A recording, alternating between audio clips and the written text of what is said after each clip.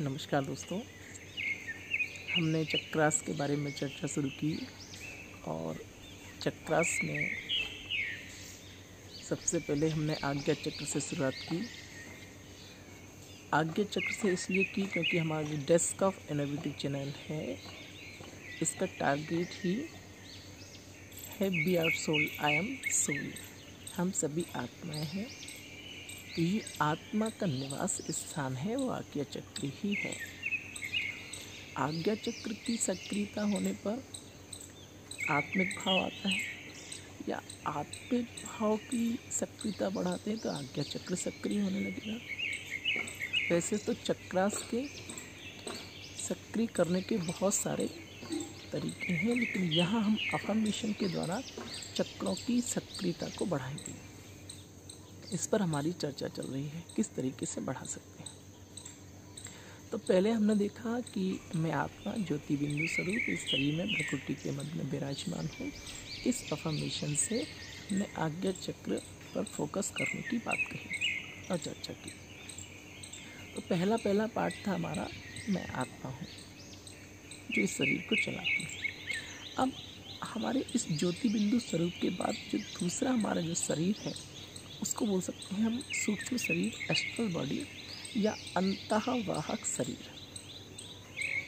जी हाँ दोस्तों, जिस तरीके से हम इस शरीर को देख रहे हैं, इसी शरीर की लेयर को लेते हुए, बिल्कुल यहाँ से इस तरीके से इस लेयर को लेते हुए पूरा इसी फॉर्म में, बस वो सूक्ष्म होगा,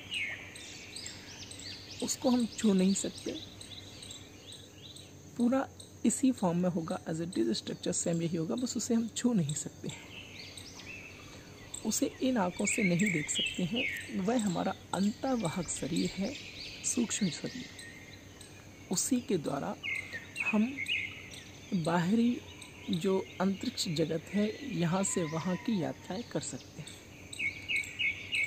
अंतःवाहक शरीर के बारे में हम चर्चा करते हैं। इसी के बारे में कई विशेषज्ञ एस्ट्रल ट्रेवल की बात करते हैं। तो अंतःवाहक शरीर के बारे में चर्चा है, पहले इसके बारे में समझ लेते हैं, फिर इससे कौन से चक्र का रिलेशन होगा उस पर हम डिस्कस करेंगे। दोस्तों, हमको क्या सोचना है, क्या समझना है कि मैं आत्मा इस शरीर में निवास करती हूँ। ये मेरा पहला ज्योति बिंदु स्वरूप, और दूसरा मेरा जो स्वरूप है वो अंतःवाहक शरीर है। इसी शरीर की तरह एक सूक्ष्म शरीर, उसी फॉर्म में हमको ये मन में देखते हुए कि मैं इस शरीर को छोड़कर ऊपर की तरफ जा रही हूँ, तो अंतःवाहक शरीर से अपन को अंतरिक्ष की ओर जाना है, और अंतरिक्ष में पहुंचकर पृथ्वी की ओर देखना है। अंतरिक्ष में पहुंचकर अपने इस शरीर की ओर देखना है। अंतरिक्ष में पहुंचकर यहाँ की सभी कार्मिक घटनाओं को देखना है, और अंतरिक्ष में पहुंचकर हम शुभ भावना और शुभ कामना की दृष्टि दे सकते हैं। इस तरीके से हम वायुमंडल को बदलने का काम करेंगे।